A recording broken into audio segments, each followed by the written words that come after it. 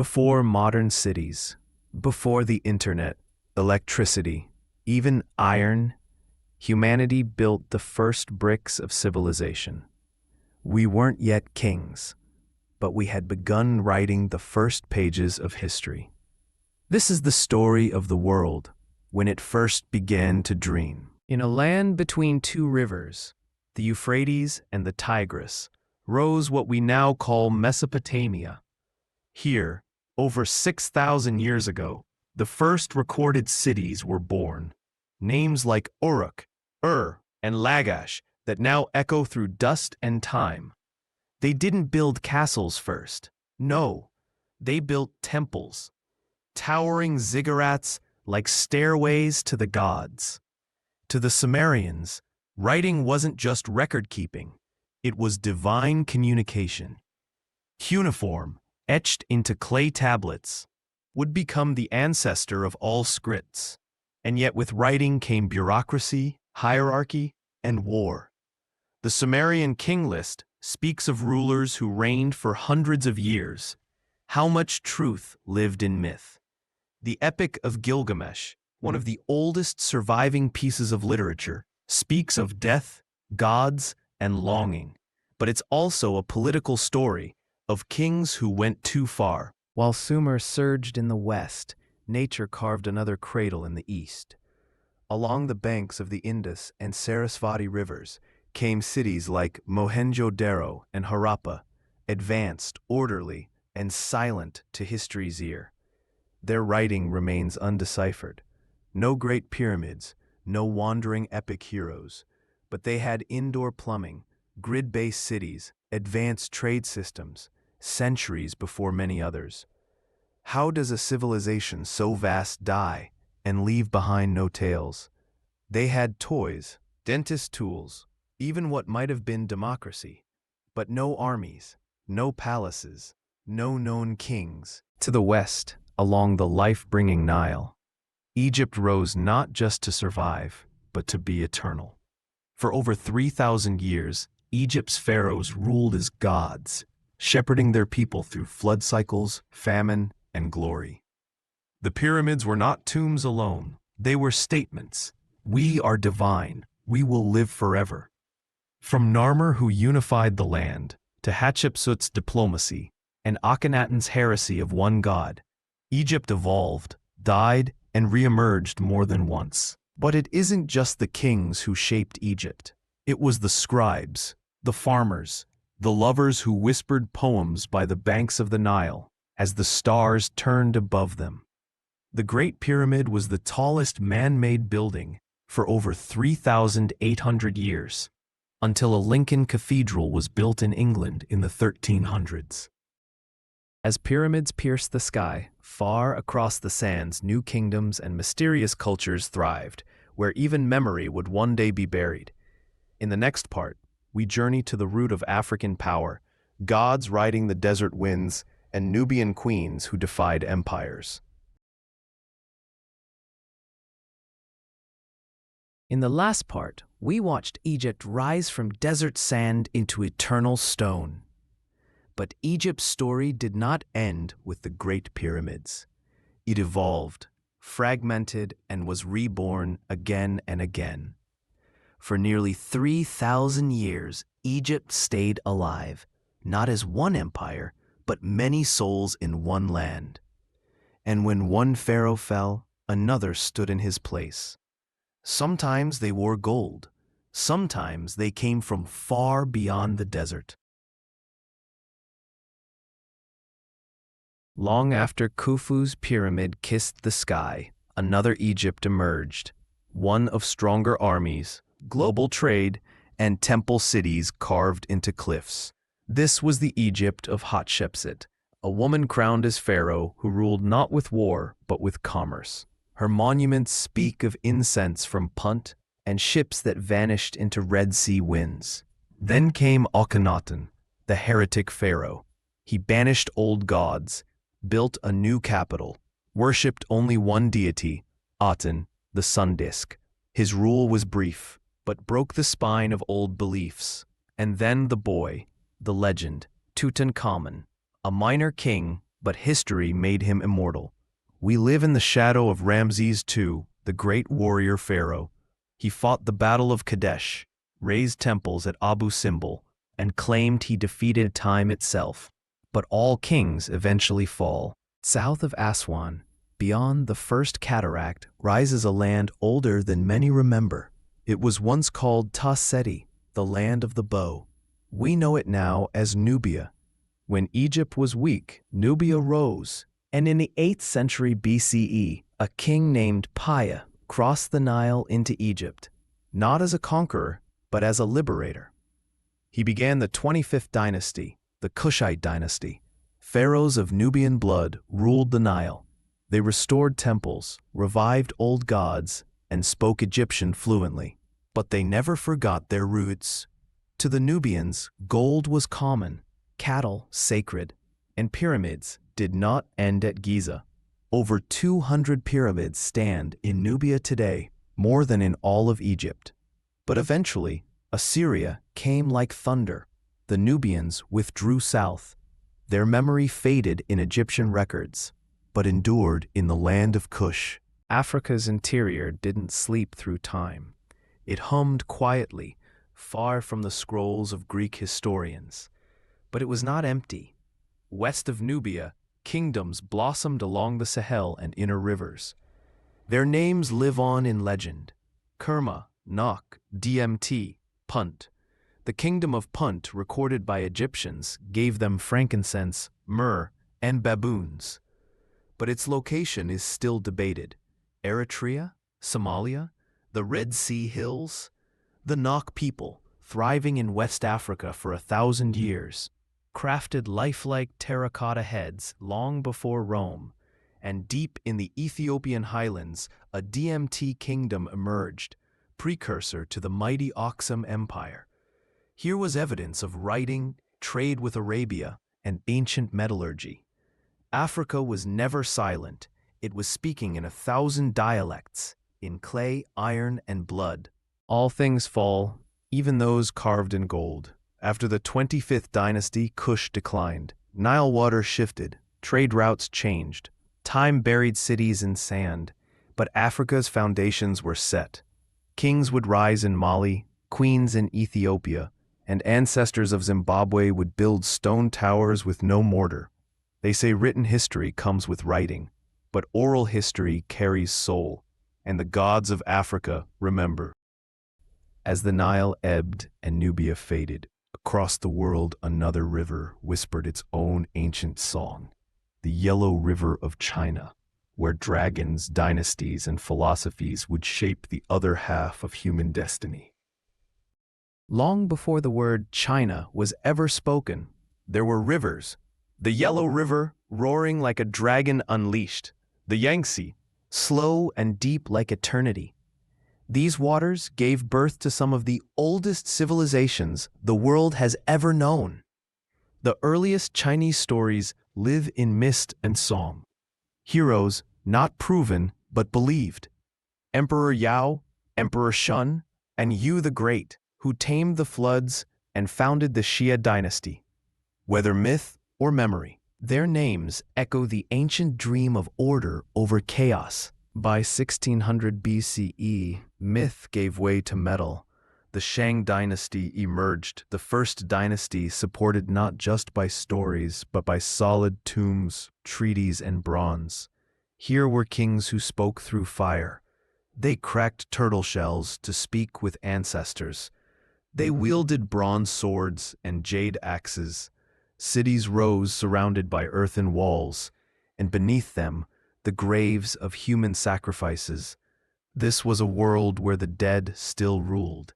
Ancestors answered questions through bones. Each king was not just a man, but a bridge to heaven.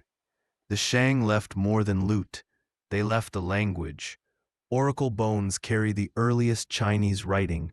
We can still read their hopes, fears, their wars, carved into turtle shells. No dynasty lasts forever.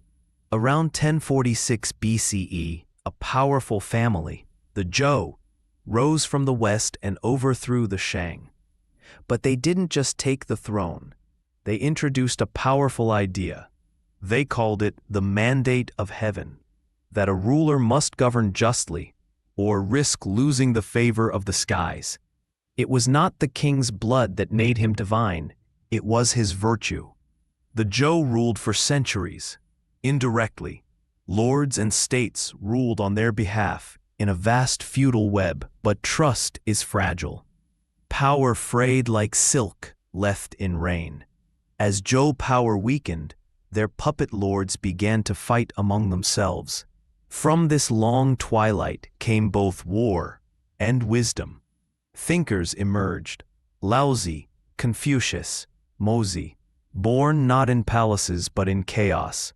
They offered answers: harmony, ritual, kindness, duty. As Zhou authority crumbled, conflict consumed the land. Hundreds of small states fell into 2 centuries of brutal warfare. Yet from chaos, new dreams were forged. Iron replaced bronze. Crossbows revolutionized battle. Massive fortifications lined borders, and philosophies spread like seeds on the wind. Many call this age dark, yet it birthed Confucianism, Taoism, legalism, ideas that would guide emperors for millennia. And in the violent end of the Zhou age, one state would rise above all: Qin. Its king would declare himself the first emperor. But that is a tale for another dusk. Across the sea, a new land existed. Isolated, mountainous, lush. Japan's story doesn't begin with emperors, but pots dug from the earth. Jomon pottery, some over 10,000 years old, holds the record as the oldest in the world. These early Japanese people were hunter-gatherers with evolving rituals, myths, and oceanic trading. Then came the Yayoi era, rooted in rice and bronze. From Korea came new tools, new customs, and bronze bells called dotaku, used in sacred rites. By the 3rd century CE, a queen ruled the mists. Her name was Himiko. She was a shaman, a recluse. Her court was quiet, mystical. Chinese records say she ruled 30 states, and nearly all bowed without a sword being drawn. By 300 CE, China had split, and Japan had begun to sow the seeds of empire. The Silk Road was awakening. Korea was blooming. Asia was on the cusp of transformation. But beneath centuries of warfare and lost blood lay ancient wisdoms: that harmony brings strength, that heaven watches kings, and that memory, etched in bronze or clay, outlives all thrones. In the next part of our journey, we sail west across oceans to jungles of stone where cities rose in the Americas without knowing the old world existed at all. On the other side of the planet, where the sun rose into jungle canopies and volcanoes whispered in clouds, great civilizations emerged, not from the wheel or written word, but from stone, soil, and sky. They never met Cleopatra. They never saw Rome, but they built cities aligned to stars, temples that scraped the heavens, calendars that outlived the empires of Europe. This is the story of the ancient Americas, a land without kings of parchment, but kingdoms of obsidian, limestone, and cosmic fire. Before the Maya, before the Aztecs, there were the Olmecs, the mother culture. Along Mexico's Gulf Coast, they carved the earth between rivers and swamps. But what they left behind is stone that stares. 17 colossal heads, carved from basalt, each several tons, thought to be kings, warriors, or perhaps gods. Their eyes are still watching. Olmec legends are shrouded in myth, but their symbols, jaguar gods, and ceremonial centers like La Venta and San Lorenzo, were unlike anything in the world. No beast was more sacred than the jaguar. In Olmec belief, humans could transform into jaguars, part man, part god, cloaked in thunder. Out of dense rainforest, stone cities rose like mountains, from Palenque to Copan to mighty Tikal. home of the Maya. For over 2,000 years, they watched the skies, recorded time, and built cities aligned not with roads, but with constellations. They tracked Venus, eclipses, solstices. Their calendar could predict solar events centuries in advance. They wrote in hieroglyphs carved into stelae and codices. And they revered time not as a line, but as a circle, an eternal return. Their kings were divine, bloodlines traced to gods, and through bloodletting rituals, they kept the worlds in harmony. Some temples were built, not to be seen, but to echo sound perfectly, to deliver words to the gods. One Maya calendar ends not with apocalypse, but with rebirth. December 21st, 2012 was not the end. It was the start of a new age. Far to the south, where the mountains split the sky, ancient civilizations flourished, not in jungle, but in the thin air of the Andes. The Nazca people, in the dry Peruvian plains, etched massive geoglyphs into the earth, lines visible only from the sky. Monkeys, hummingbirds, spirals. What were they for? Offerings to gods, astronomy, signals from the past? We still don't know. North in the highlands, the Chavin built sprawling temples filled with maze-like tunnels and terrifying stone sculptures. Like the Lanzon, a fanged deity blending animal, man, and storm. These early people had no writing, and yet their legacy survives in stone lines, sacred mountains, and ceremonial flutes buried in silence. The Nazca drew over 800 straight lines. Some go up to 30 miles long, precise to this day, with no signs of tools or measurement. By 900 CE, many great cities had been abandoned. Why? Drought? War? Religious upheaval? The jungle returned and swallowed their math, their gods, their sacred plazas. And yet, their time never truly ended. The Inca would rise, so would the Aztecs. They would look to the past for power, and find their answers buried in stone, in the ruins of Chichen Itza, in the shadows of Nazca's lines, and carved into Olmec thunder gods. Sleeps a knowledge we still do not fully understand.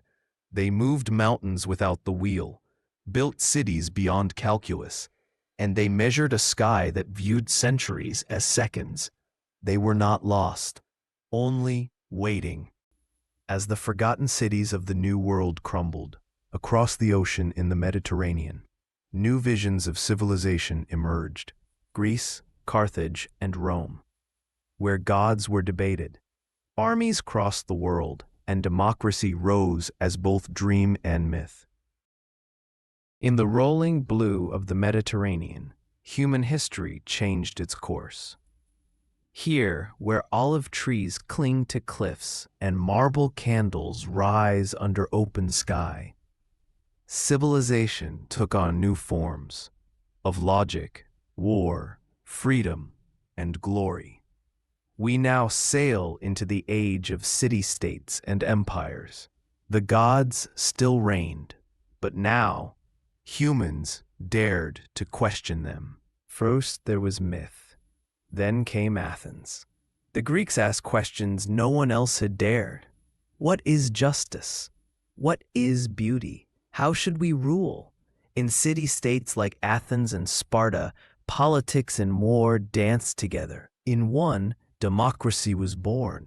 In the other, discipline ruled. Gods were no longer distant. They lived on Olympus, made love and war, just like us. But above them loomed an idea, logos, reason.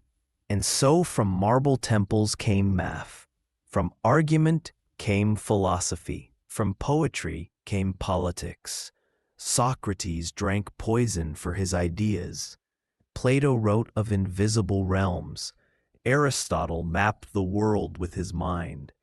Their thoughts would echo across millennia, even as their own cities fell.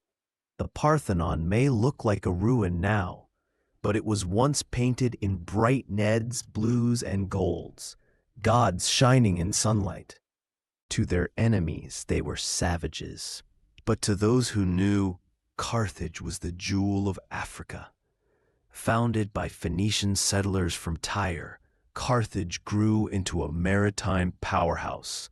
Its navy unrivaled, its economy thriving, its culture complex and opulent.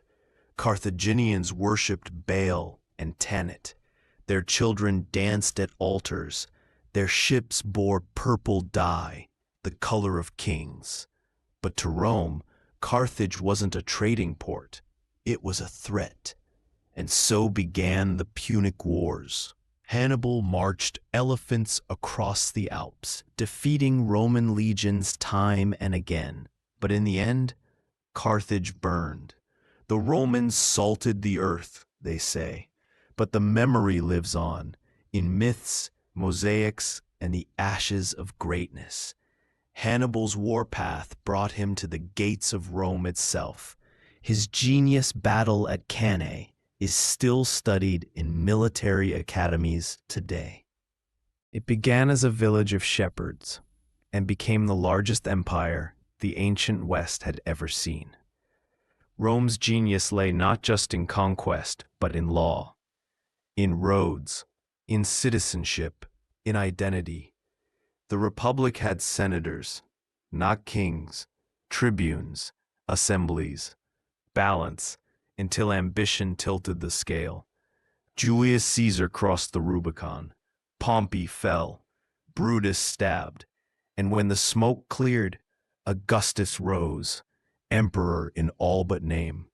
The Pax Romana followed, a peace enforced by highways, aqueducts, and steel. Colosseums echoed with cries of victory or slaughter. Gladiators bowed. Bread and circuses kept crowds fed as the empire grew old. At its peak, Rome connected 70 million people, from the highlands of Scotland to the deserts of Arabia. Some Roman roads still exist today, 2,000 years later, under modern highways and city streets. But no empire lives forever.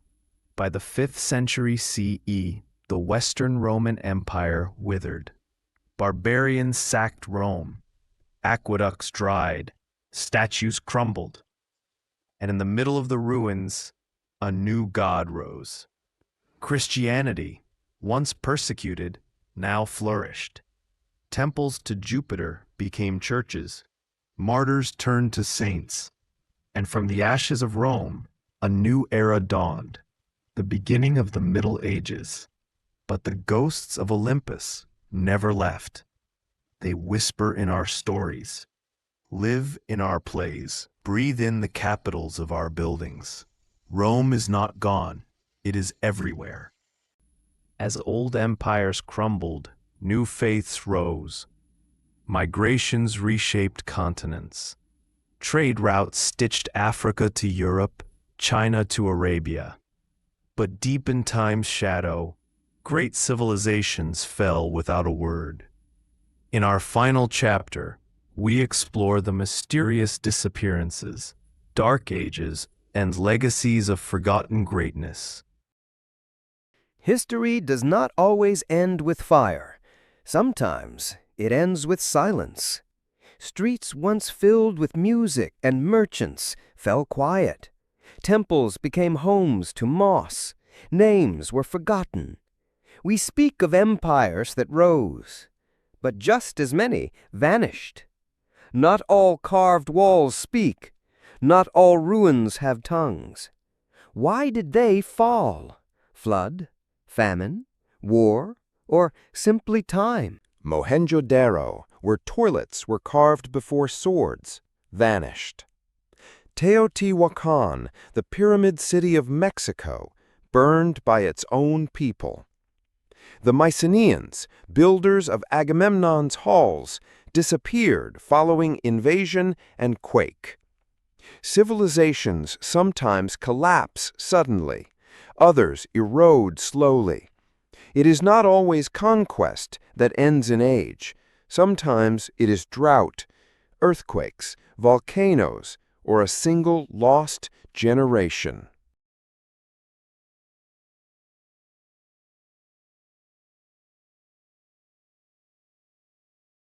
In 1200 BCE, the eastern Mediterranean caught fire. Cities burned, trade ended, languages vanished.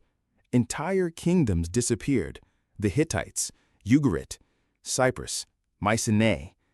Historians call it the Bronze Age collapse, a world unraveled.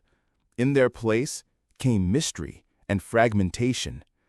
Invaders arrived by sea, the Sea Peoples, still unknown today. Scripts were lost. The Age of Kings gave way to tribal whispers. But from this fall, something new would rise. Over 47 ancient cities in the Bronze Age world were destroyed or abandoned within less than 50 years. In times of ruin, humans look not to kings, but to heavens. After collapse, the world turned inward. New truths emerged, born not in palaces, but deserts and forests. In Judea, Christianity offered salvation amid Roman decay. In India, the teachings of Buddha spread with sandals and silence. Empires fell, but ideas rose. Belief became the architect of civilizations. By 500 CE, the world had changed. Rome was gone in the west. Egypt lay still. The Maya began their long silence, but their echoes remained. Europe built castles near Roman stone. Arab scholars read Plato in Baghdad. Buddhist monks copied scriptures in cave libraries. No true collapse is final. Buried below every field, behind every statue, the ancients whisper still. We are heirs to their ruins, children of their questions, protectors of the flames they lit long ago. The ancient world never died. It became us. You have journeyed through 10,000 years of human memory. The rise and fall of gods and kings, the poetry of pyramids, the fire of forgotten cities, and the whispers of those who vanished beneath time. Yet history is not a straight line, nor a closed book. It is a breathing thing, and tonight it has spoken. Thank you for being part of this timeless journey.